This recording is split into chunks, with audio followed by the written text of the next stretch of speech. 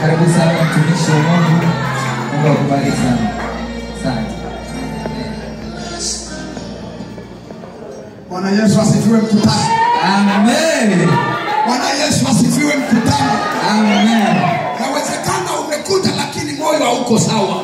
Nataka moyo uwe sawa. Hauwezi kuwa hapa na unanuna. Hautaneemishwa hata chochote kile. Nataka uwe hapa ukiwa chini ya furaha. Baba yangu baba. Bwana Yesu asifiwe.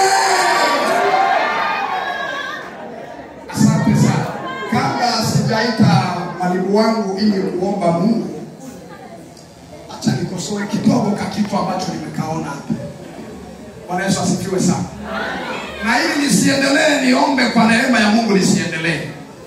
Wakati ambao tumewajia ninyi tuone vipawa mlionavyo.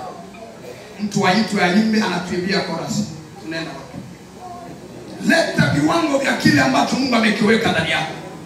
Ndio tumekifuata sisi hapa. Sio tena utoke pale dada fulani njoo imbe. Ufike hapa tena utuimbie chorus. Dada, toa viwango vya kile Mungu amekiweka ndani yako. Ukitoka pale kufika hakuna sehemu nyingine. Bwana Yesu asifiwe. Bwana Yesu asifiwe kanisa. Nimeshamuona mtumishi wa Mungu. Sivyo niseme, hebu ngoja nikusalimie. Ngoja nisiku kijana wangu nataka nimsalimie sana. Ubarikiwe sana. Achumbo represent. Amen. Amen. Bwana Yesu asifiwe. Amen. Nimepewa dakika 10, kiongozi wangu Mombi simwambie Mungu nimeingia. Karibu, mpe mic kama inawezekana. Ya kwa heshima tumesimama ili tumwombe Mungu kwa ajili ya neno. Na naomba utulivu tunapompelekea Mungu taarifa tukufu ili tupate neno.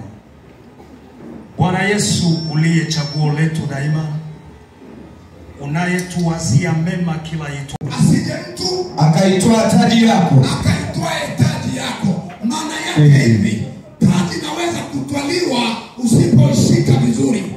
Bwana Yesu asifiwe sana. Amen. Tukakutunukia hapa taji, ukafika mahali taji karibika. Ikafika mahali taji karibika.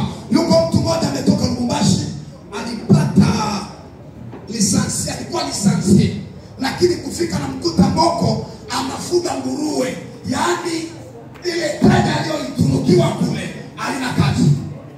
Bwana tuonyesha. Lisansi iko Mboko anafuga nguruwe. Alafu nimemkuta anabeba yale majani ya maone yale vingi. Hebu vidudu vya chini vile vidudu.